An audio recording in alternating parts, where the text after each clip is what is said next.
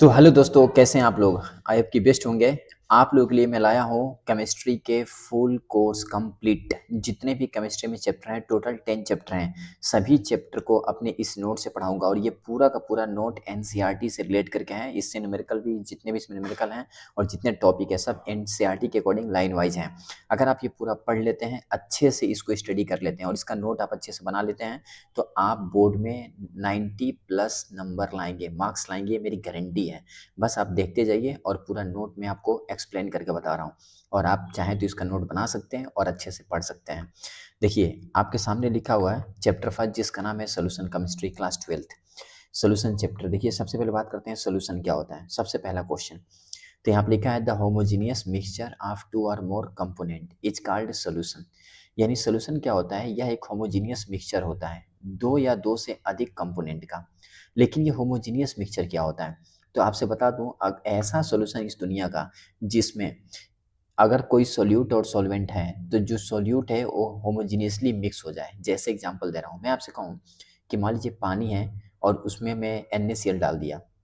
यानी वाटर में मैंने अगर NaCl डाला, तो सिंपल है कि NaCl वाटर के अंदर क्या होगा? कंप्लीटली मिक्स हो जाएगा। यानी उसमें यूनिफॉर्मली डिस्ट्रीब्यूट हो जाएगा, मिक्स हो जाएगा। क्या वो दिखाई देगा? फिर नहीं। तो ये होमोजेनियस मिक्सचर हो गया, NaCl पानी के अंदर, नमक पानी के अंदर। अगर मैं कहूँ आपसे कि चलिए सैंड लेकर आइए, बालू, उसको पानी में डालिए, तो क्या वो कंप्लीटली मिक्स होगा? नहीं। तो हेट्रोजीनियस है, याद रखिएगा। तो होमोजीनियस की बात कर रहा हूँ, होमोजीनियस मिक्सचर को ही हम सोल्यूशन बोलते हैं। तो ये तो आपका हो गया सोल्यूशन। अब सोल्यूशन में दो कंपोनेंट होते हैं, एक सोल्यूट और एक सॉल्वेंट। ये दो कंपोनेंट होते हैं। लेकिन सोल्यूट क्या होता है? द सब्सटेंस विच डिजोल्व्स, ऐसा सब्सटेंस जो डिजोल्व होता है, ओ आर, या disappear in the solvent to form a solution is called solute. यानी एक ऐसा सब्सटेंस जो सॉल्वेंट के अंदर डिजोल्व हो जाए, ठीक है, यानी जो घुल जाए, जो मिल जाए, उसे सोल्यूट बोलते हैं। सॉल्वेंट क्या होता है? The liquid or medium of the dissolution which allow the solute to dissolve in it so as to form a solution is called solvent. यानी जो अपने अंदर सोल्यूट को डिसॉल्व कर ले, उसे बोलते हैं सॉल्वेंट। यानी सोल्यूट क्या है? जो डिसॉल्व हो जाए। सॉल्वेंट क्या है? जो अपने अंदर डिसॉल्व कर ले। अब इधर देखिए, इसके बाद क्या होता है? नोट, सोल्यूट प्लस सॉल्वेंट दोनों मिलकर बनते हैं सोल्यूशन।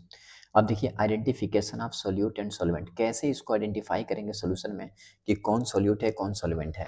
तो इसके लिए आपको बता दूं मैं rule fast. Solid plus liquid solution बनाता है। तो जो सोल्यूट है, सॉलिड है, वो सोल्यूट होगा, ठीक है। जैसे ग्लूकोज सॉलिड है तो ये सोल्यूट हो गया। लिक्विड, जो लिक्विड होगा वो सॉल्वेंट होगा, जैसे वाटर सॉल्वेंट है, इसको इसमें डालोगे तो सोल्यूशन बन जाएगा। रूल सेकंड क्या बोलता है? रूल सेकंड बोलता है कि अगर लिक्विड प्लस लिक्विड मिलकर सोल्यूशन बना रहा है, तो लिक्विड जो लेस अमाउंट में है, जो लिक्विड लेस होगा वो क्या होगा? सॉल्यूट। और जो मोर अमाउंट में होगा वो क्या होगा? सॉल्वेंट। और ये क्या बन गया? सोल्यूशन। जैसे 1 मोल H2O सॉल्यूट, 9 मोल C2H5OH, ये आपका सॉल्वेंट हो गया, सॉल्यूशन, ठीक है। ऐसे ही नेक्स्ट की बात, तो जैसे कि अभी आपको मैंने बता रहा था सोल्यूट सॉल्वेंट को आइडेंटिफिकेशन कैसे करते हैं। लेकिन मान लीजिए अगर क्वेश्चन ऐसा है, जैसे में इसमें भी 5 मोल आ गया और प्लस 5 मोल C2H5OH आ गया, ठीक है। जैसे आप देख सकते हैं यहाँ भी 5 मोल H2O आ गया और 5 मोल C2H5OH, सोल्यूशन बन गया। तो ये दोनों तो सेम दिखाई दे रहा है। तब कैसे मालूम करेंगे सोल्यूट सॉल्वेंट कौन है? तो सबसे पहले जो मोल दिया है ना, मोल, इसको ग्राम में कन्वर्ट करेंगे। तो नंबर ऑफ मोल क्या होता है? W/M। तो यहाँ से W इक्वल टू क्या हो जाएगा? Number of mole into M। देख सकते हैं आप, नंबर ऑफ मोल कितना है? 5। तो यहाँ लिखेंगे 5, और मोलर मास H2O कितना होता है? 18। 18 पच्चीस 90 ग्राम, आप देख सकते हैं, यानी ये 90 ग्राम है। अब ये देखिए, यहाँ पे क्या है? इतना मोल C2H5OH है, इसका W इक्वल टू NM।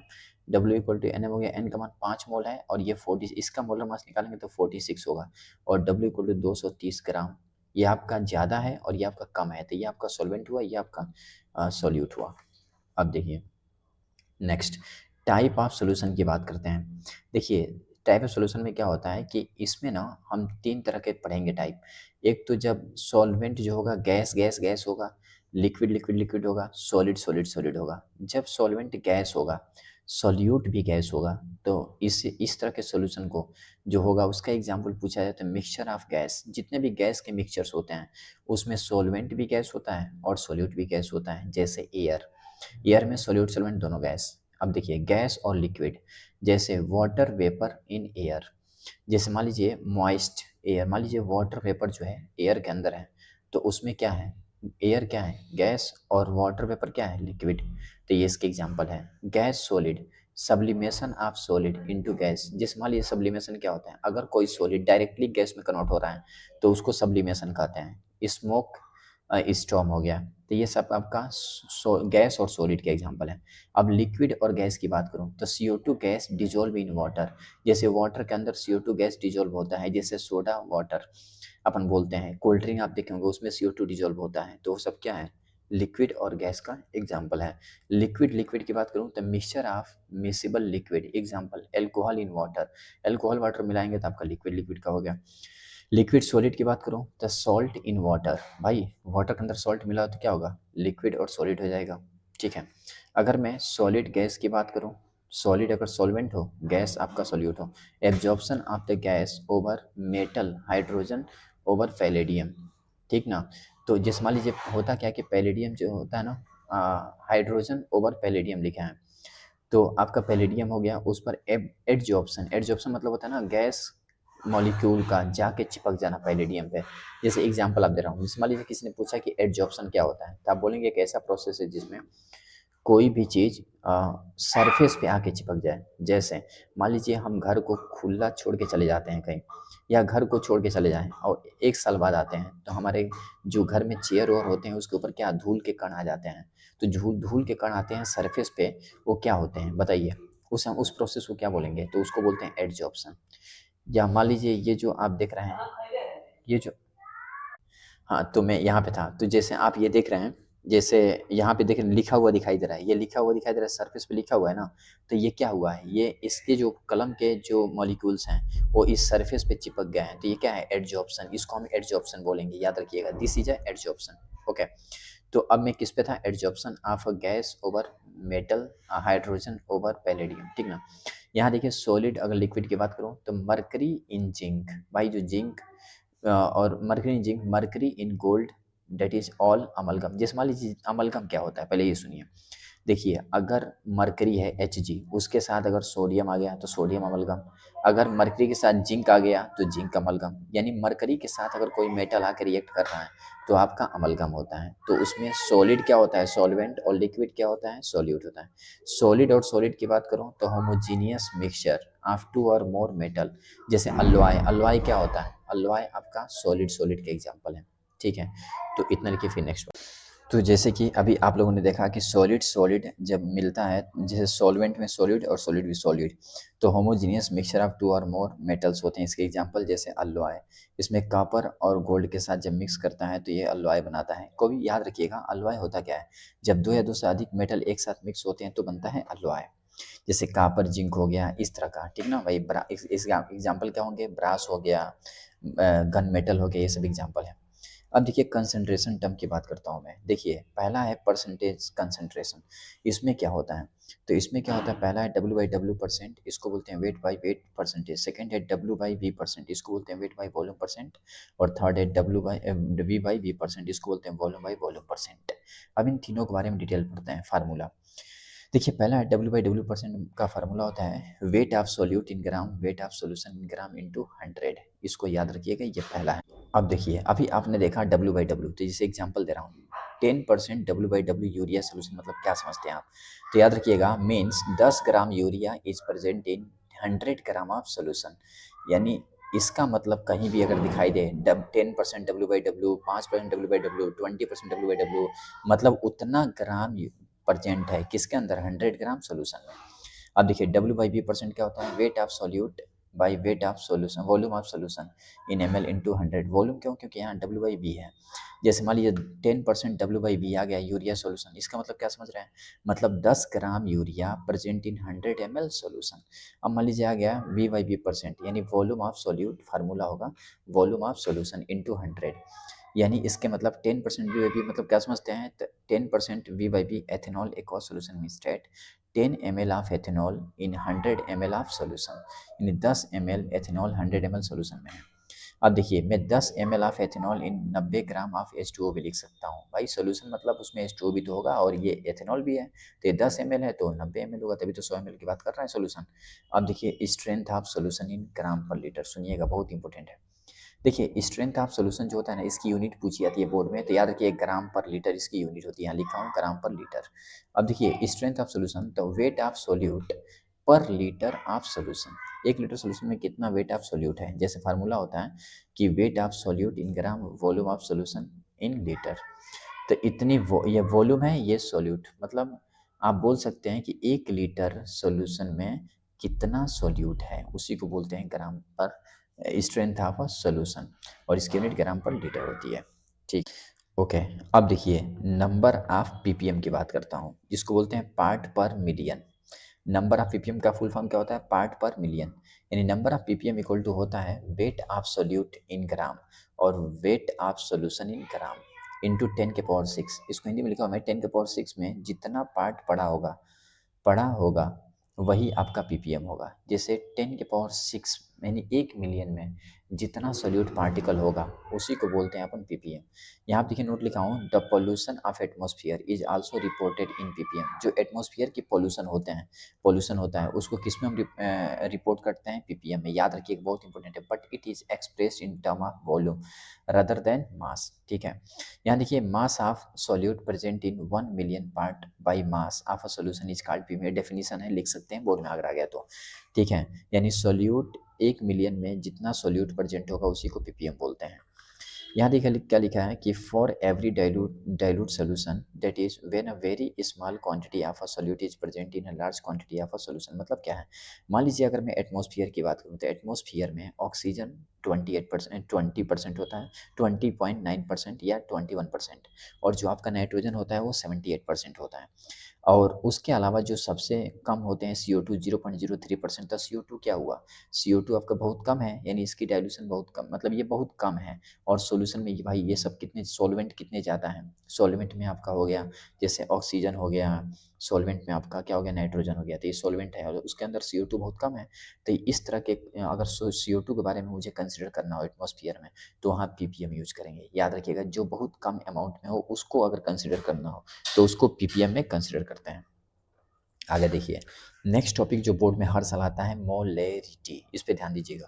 देखिए number of mole of solute per litre of solution, यानी 1 लीटर सोल्यूशन में कितना number of mole of solute present है उसी को बोलते हैं molarity. m equal to N by B M L, और n equal to N by B M L into 1000। अगर ये लीटर में है तो 9000, अगर ml में है तो 1000। इसकी एसआई यूनिट होती है मोल पर लीटर, याद रखिएगा। और या इसको मोलर बोलते हैं या इसको कैपिटल एम से लिखते हैं, जो बहुत फेमस है आपके लिए।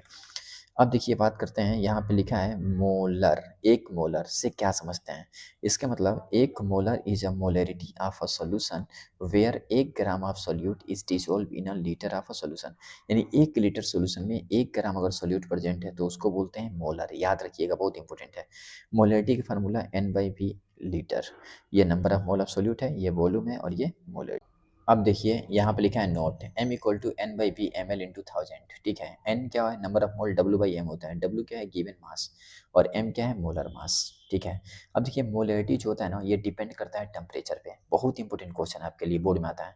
कैसे, P V equal to N R T, यहाँ से v वॉल्यूम है, डायरेक्टली है टेम्परेचर के, यानी टेम्परेचर बढ़ाने पे वॉल्यूम क्या होगा, बढ़ जाएगा डायरेक्टली है तो। और जब वॉल्यूम बढ़ेगा तो आप देख सकते हैं, यहाँ वॉल्यूम अगर बढ़ा दूँ तो मोलरिटी क्या हो जाएगी, कम हो जाएगी, क्योंकि ये इन्वर्सली है। तो यहाँ पे मोलरिटी क्या हो गई, कम हो गई। याद रखिएगा। अब बात करते हैं मोलेलिटी। आपके सामने है मोलेलिटी, इसको एम डैश से लिखते हैं। ठीक है, अब देखिए मोलेलिटी क्या होता है, the number of mole of solute per KG of solvent is called molality. यानी molality is also known as molal concentration, इसको मोलल कंसंट्रेशन बोलते हैं। यानी मोलेलिटी है क्या, तो आप याद रखिएगा 1 किलोग्राम सॉल्वेंट में जितना मोल ऑफ सोल्यूट डिजोल्व है उसे बोलते हैं मोलेलिटी। अब मोलल, इसको मोलल से लिखते हैं, यानी 1 mole of given substance dissolve in 1 kilogram of solvent, इसको रख लीजिएगा ऐसे। इसको एम डेस लिखते हैं एन बाई डब्ल्यू के जी, डब्ल्यू क्या है, सॉल्वेंट इन के जी, नंबर ऑफ मोल है। ठीक, और ये इसके फार्मूले क्या है, एम डेस equal W by M, W कहाँ से आया, तो एन इक्वल टू होता है डब्ल्यू बाई एम, याद रखिएगा, इंटू डब्ल्यू। ग्राम है तो 1000, अगर के जी में है तो 9000। इसकी एसआई यूनिट क्या होती है, मोल पर के जी, या मोलल, या एम डेस। यहाँ पे देखिए molality not depend on temperature, ये टेम्परेचर पर डिपेंड नहीं करती है, इसको याद रखिएगा। अब देखिए मोल फ्रैक्शन की बात करते हैं। मोलैलिटी हो गया, मोलैलिटी हो गया, मोल फ्रैक्शन क्या है सुनिए। The number of mole of particular component in a mixture divided by the total number of mole in a given mixture। यानी अगर किसी मिक्सचर में आपका मोल एब्सोल्यूट है और टोटल मोल है तो उसी के रेशियो को बोलते हैं मोल फ्रैक्शन। जैसे मोल फ्रैक्शन को काई या एक्स रिप्रेजेंट करते हैं number of mole of particular component और टोटल नंबर ऑफ मोल। मतलब क्या है ये पर्टिकुलर? मान लीजिए अगर आपसे कहूँ कि एक कंटेनर है, उसमें आपका सोल्यूट है NaCl और सोल्यूट है KCl, दो सोल्यूट हैं और उसमें वाटर के अंदर KCl भी है NaCl भी है। तो मैं KCl की बात करूँ तो KCl का नंबर ऑफ मोल N1 और आपका NaCl का नंबर ऑफ मोल N2 है। तो अब अच्छा, जो आपका वाटर है उसका नंबर ऑफ मोल क्या है? N3 है। तो अगर मुझे मोल फ्रैक्शन निकालना है NaCl का तो उसका नंबर ऑफ मोल को ऊपर रखेंगे और टोटल नंबर ऑफ मोल तीनों का नीचे लिखेंगे। तो वही यहाँ पे लिखा है number of mole of particular component, किसी एक कंपोनेंट का नंबर ऑफ मोल बटा टोटल नंबर ऑफ मोल, तीनों कंपोनेंट का नंबर ऑफ मोल। यानी देख सकते हैं काई इक्वल टू N/N टोटल। ठीक है, और सभी का मोल फ्रैक्शन क्या होगा? 1 के इक्वल होगा, यानी सोल्यूशन का मोल फ्रैक्शन क्या होगा? 1 होगा। अब देखिए यहाँ पे जो लिखा है ना, mole fraction is also called, mole fraction को 3 नाम से जानते हैं। मोलर फ्रैक्शन, उसी को मोल फ्रैक्शन बोलते हैं, उसी को मोलर प्रोपोर्शन भी बोलते हैं। यहाँ देखिए एक वर्ड है बाइनरी सोल्यूशन। क्या होता है? देखिए दो solution in which only one solute in one solvent are present. अगर किसी सोल्यूशन में एक ही सोल्यूट एक ही सॉल्वेंट है तो उसे अपन बाइनरी सोल्यूशन बोलते हैं। जैसे पानी के अंदर NaCl नमक डाल दो तो ये बाइनरी सोल्यूशन है। अब इधर देखिए, जो आपका सॉल्यूशन है उसके अंदर सॉल्यूट और सॉल्वेंट होते हैं। तो सॉल्यूट का नंबर ऑफ मोल क्या होता है? N/N+N और सॉल्वेंट का क्या होता है? Capital N/N+N। ठीक है, और जब जोड़ते हैं ना सॉल्यूशन का तो N/N+N N/N+N, इसका एलसीएम लेंगे तो नीचे वाला सेम है तो एक बार ऊपर वाला जुड़ जाएगा, ये कट जाएगा 1, सॉल्यूशन का 1। तो ये है इसकी प्रूविंग कि total mole fraction of solution 1 होता है। Okay, this is lecture number first. इतना आप लिखिए, प्रैक्टिस करिए, फिर लेक्चर सेकेंड कल।